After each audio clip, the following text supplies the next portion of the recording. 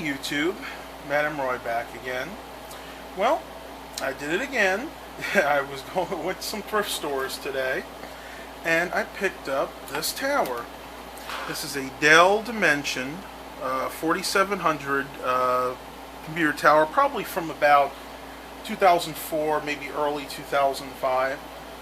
So I actually bought two today. The first one was a compact from about the same era, but when I opened it up, it was really rusted inside, and it wasn't as nicely specced out as this one, so I kind of just scavenged that for parts. This one does have a dual-layer DVD-Bunrer drive. It also has, if you can see down here, Intel Pentium 4 Hyper-Thread CPU. I'm not sure of the speed yet. That'll come soon. And originally ran Microsoft Windows XP. And if you look at the side sticker, it was XP Home Edition. So let's go ahead and open this beast up and see what we got inside.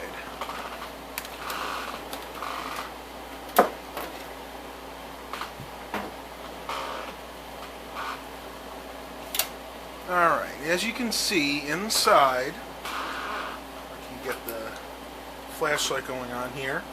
Right down here we have the two RAM slots. Right now it's two 256 megabyte DDR2 RAM sticks. Let's go ahead and see what these are. These are actually DDR400 sticks.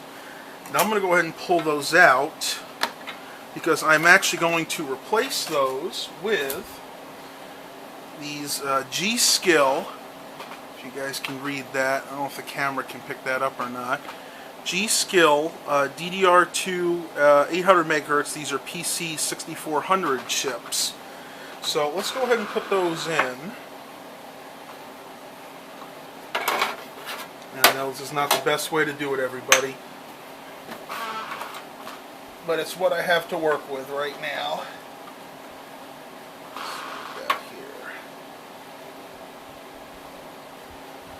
So the sticks go in like this.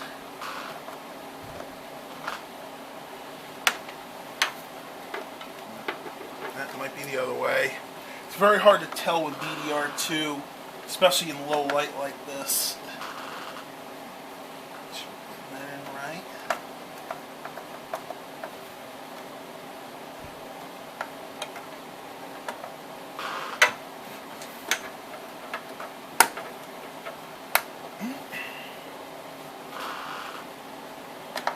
Still not going in right. Okay. It was the other way. Just didn't seem to want to go in for some reason.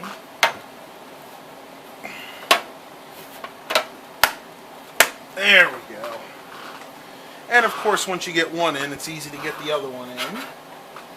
In this case, the writing is to the back. In my other system, it was opposite. The writing was towards the front.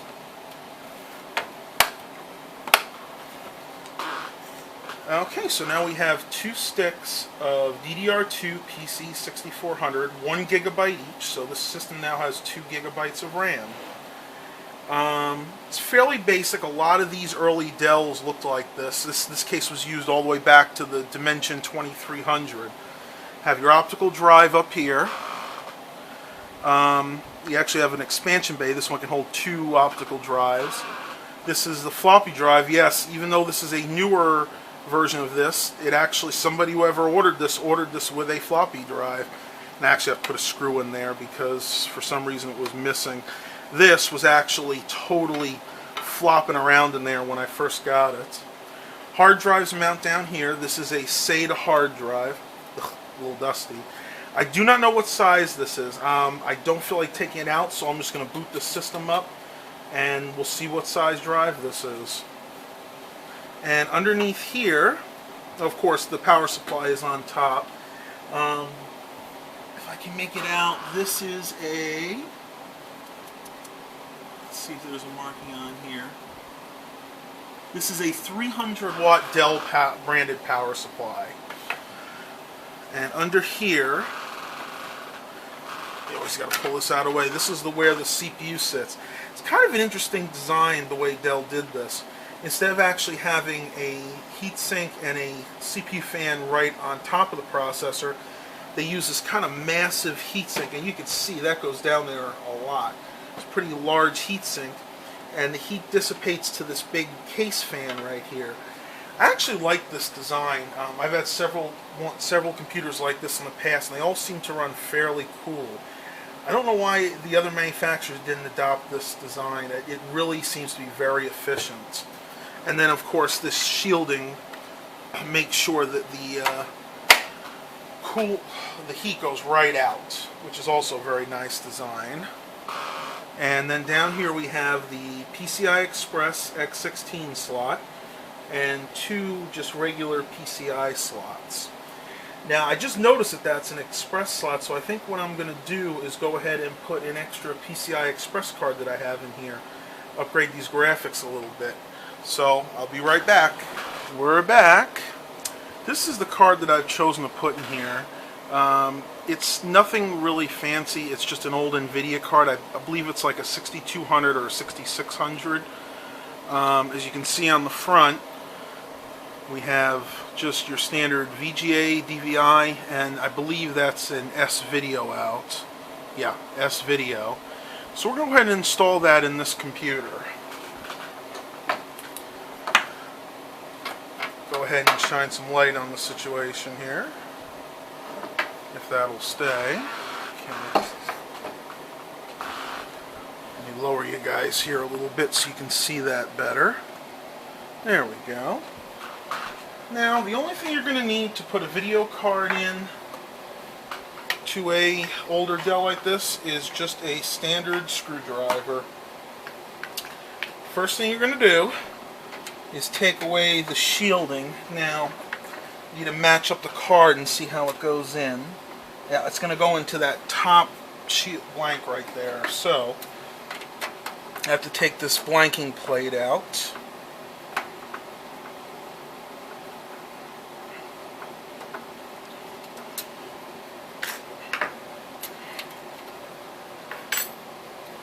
And whenever you're putting a card in, you want to make sure that you put even pressure on it. So the way I like to do it is make sure it's lined up, use 2 fingers, and then press evenly on the back and the front. And if that doesn't work, sometimes you got to use a little bit more. There you go. Don't be afraid. Don't use all your strength when putting a card in, but you're going to have to use a decent amount sometimes. Especially if there wasn't a card in there to begin with, it's going to be really, really tight. And the last thing we have to do is put the screw back in.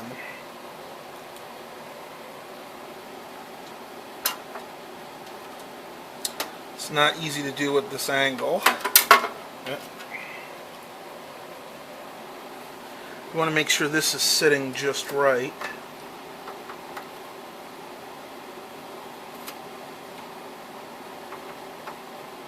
There we go.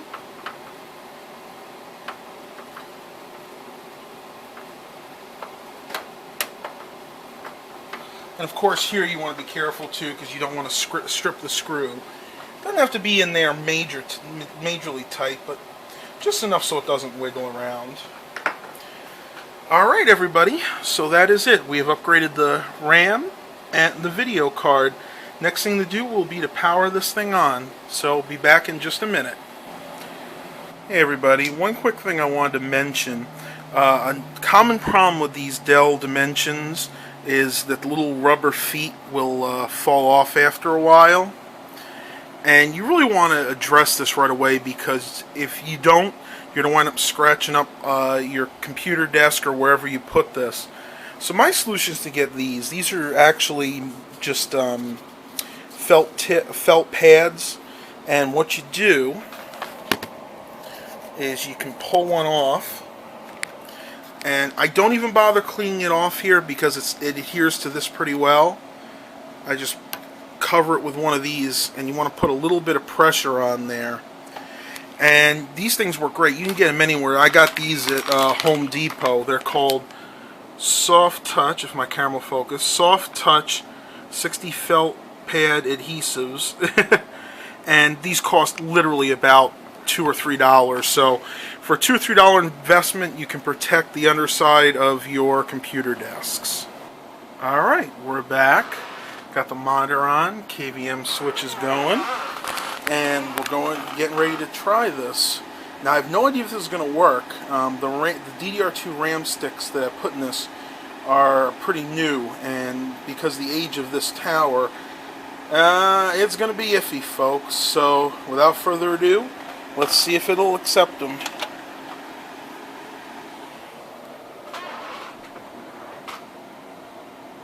Wow. I'm actually very surprised. I did not think this system, which is from 2004, would take these RAM sticks. As you can see, it's saying the amount of system memory has changed, and we'll hit F2 and go into the system utilities just to make sure that it's seeing the correct amount. Oh, okay. This is actually using the newer style BIOS. This is the same type of BIOS that my Dell XPS 9000 series had back in the day, and I also had a E510 and 310 that used this as well. As you can see, it looks like somebody's updated this. This is BIOS version A09 from 6/22 of 2005. I'll go to the processor info. Okay, this is a Intel Pentium 4, 2.8 gigahertz. This is a hyper-thread CPU. It is 64-bit capable, which I kind of knew already. Most Pentium 4 hyper-threads were. And you got 800 megahertz bus and 1 megabyte of level 2 cache. Wow, that really doesn't seem like a lot by today's standards. Go down to the memory. Yep, there we are, 2 gigabytes. Now, here's the one problem I noticed. You see, it's showing the full memory, but as you can see right here, it's only putting it at 533 megahertz, even though this is, I believe, 633 megahertz RAM. That's because this motherboard was made before that RAM had come out, so the fastest I'll be able to run this at is 533 megahertz. I might look for a BIOS update to see if that'll let me run it at the full speed, but I kind of doubt it. And let's go see. Pretty much everything else is basic in here. 526? Not quite. It's time's a little bit off. Let's see. It is 423, not 526. So let's go ahead and fix that. It is January 15th, and let's see, it's 423, there we go, and let's go just look and see what this hard drive is real quick. I'm kind of curious. Okay, it's just the standard 80 gigabyte, which is going to be fine for me because I am actually going to be installing on this computer, yep, Ubuntu 13.10, and it's just going to be kind of a mess around computer for me. I've been wanting to get back into Linux lately, and I think Ubuntu is a good place to start. Alright, see if there's anything else interesting in here. This is all the different drives. There is no other serial ATA drive. It does have a DVD-Bunrer drive in it. And the onboard devices, the video. It's set to auto on the primary video because I did put in that video card, so that's good. It detected that automatically. That's fine. I'll leave that alone. Performance. I want to make sure hyper-threading is on, and it is. Hard disk drive acoustic mode.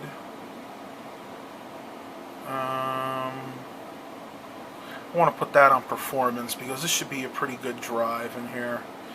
And then you just got your other ones: security, power management, maintenance. That's just any kind of error messages that come up. Does not look like this has had any errors, at least recently. And then the post behavior. Okay, one thing I do want to change. Let's see if it lets me do it. Right up here, if you can see there, the boot sequence, I want to make sure this is set. See, it's not set the way I want it. I want to be able to boot off the CD, so I'm going to go ahead and bring that up.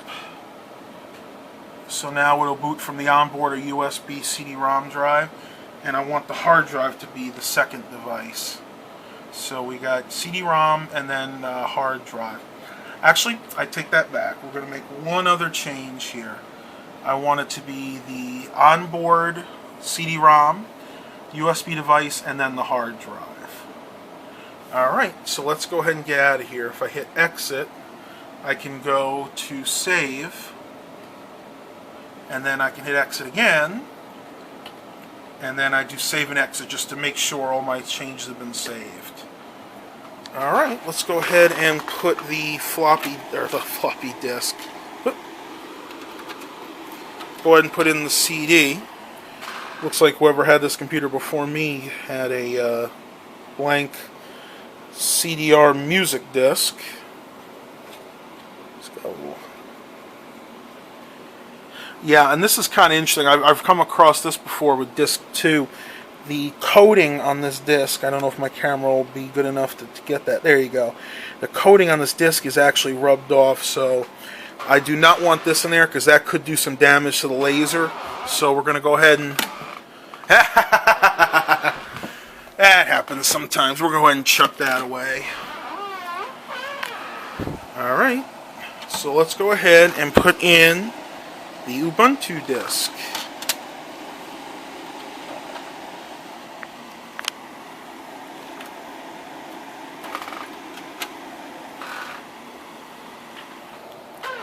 And I'm kind of curious to see if this CD drive, DVD drive is actually working.